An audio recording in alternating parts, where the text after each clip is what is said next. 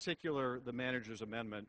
America's uniquely innovative culture is the source of our economic strength, and I've long supported fundamental reforms to our patent system that would reduce the patent backlog, increase the quality of patents, and ensure that the patent system is not abused in ways that threaten innovation. Things in the bill up until now has been a provision to attack the backlog by devoting all of the fees gathered in the patent process to the patent office. We are asking the stakeholders of invention to pay higher fees to reduce the backlog. How can we ask them to do that if we are going to divert the fees they pay to paying general government expenses? The provision in the underlying bill would have ended that practice, would have ended fee diversion, a diversion that has cost the invention community and our economy over $1 billion in diverted funds. But unfortunately, the manager amendment would severely undercut and really do away with that principle. And I know as an appropriator, I'm not supposed to be saying this. As a former member of the Judiciary Committee, however, I am. And that is, we should not be diverting these fees. We should not be diverting fees that need to be used to take down that backlog, to make sure that inventors can quickly patent their products and take them to market. This is part of our competitive economic advantage. And so I was very enthusiastic about that part of the bill. Concerned about others, concerned about moving to first to file, which I'll talk about later. But now I am doubly concerned because I think the most constructive part of the bill has been seriously diminished. Yes. Colleagues' comments. However, I think the gentleman has a misunderstanding about the content of that provision. The provision in the manager's bill states that no monies can be diverted from the fee collections. All of the fees have to stay with the patent office. It has to be reprogrammed. Gentleman's time has expired. I expect from Florida that this discussion might continue on your time. We're down to our last minute and a half on this side. What if the gentleman might yield time a minute to me or the gentleman from Florida? Kentucky? I yield 2 minutes, if I could, to the gentleman from Virginia, Mr. Goodlatte. Gentleman from Virginia is recognized for 2 minutes. I thank the gentleman for yielding, and I rise in support of the rule, but also in support of the manager's amendment. I think the gentleman from Kentucky, the chairman of one of the two committees that you have referred to here, is absolutely right, that these funds are sequestered and cannot be used for any other purpose.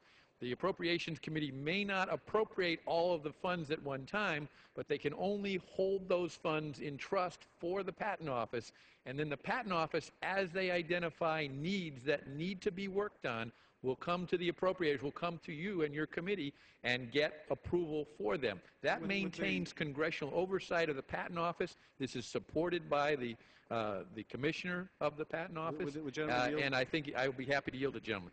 Thank you, and I'll be very brief. If the funds that are sequestered, first of all, it requires another act of Congress to appropriate those sequestered funds back to the Patent Office. If Correct. It was never the intention to divert those, then why change the bill?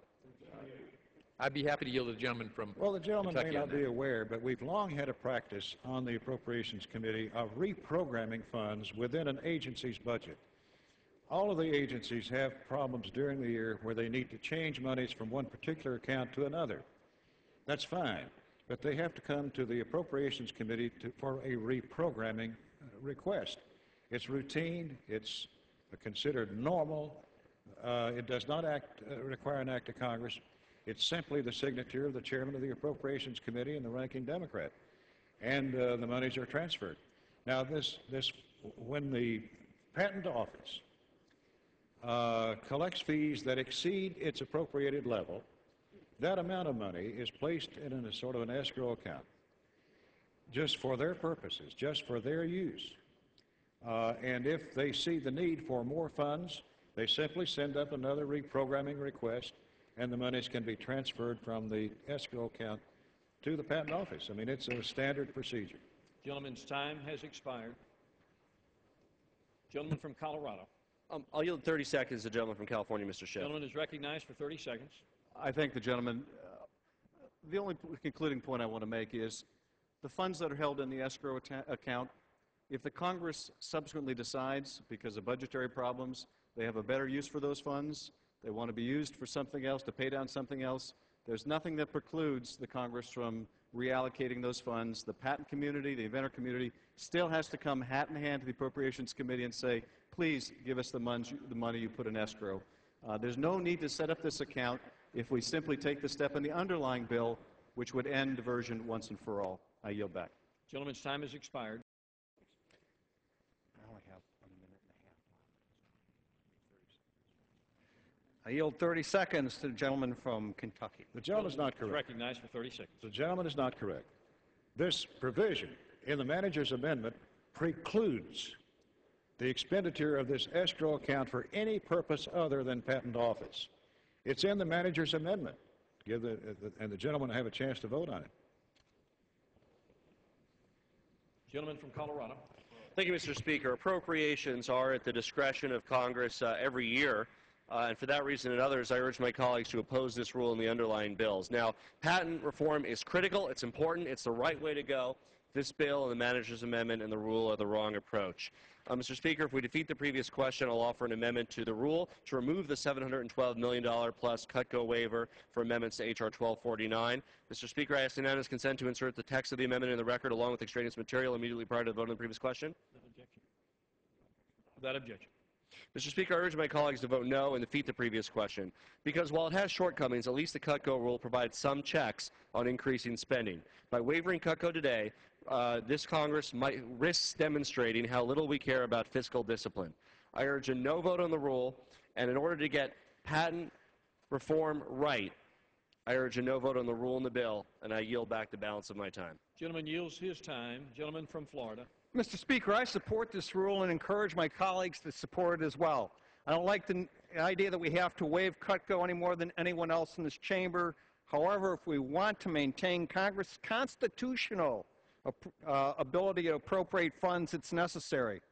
With that, I yield back the balance of my time, and I move the previous question on the resolution. Gentleman yields back his time. The question is on ordering the previous question on the resolution. Those in favor say aye. Those opposed, no. Opinion of the chairs, the ayes have it. Gentleman from Colorado. Mr. Speaker, I request a roll call vote. Yes. Gentleman requests a recorded vote. Those favoring a recorded vote will rise. Sufficient number having risen, a recorded vote is ordered. Members will record their votes by electronic device.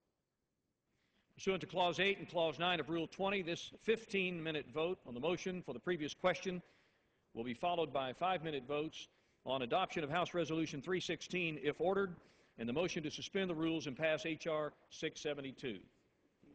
This is a 15-minute vote.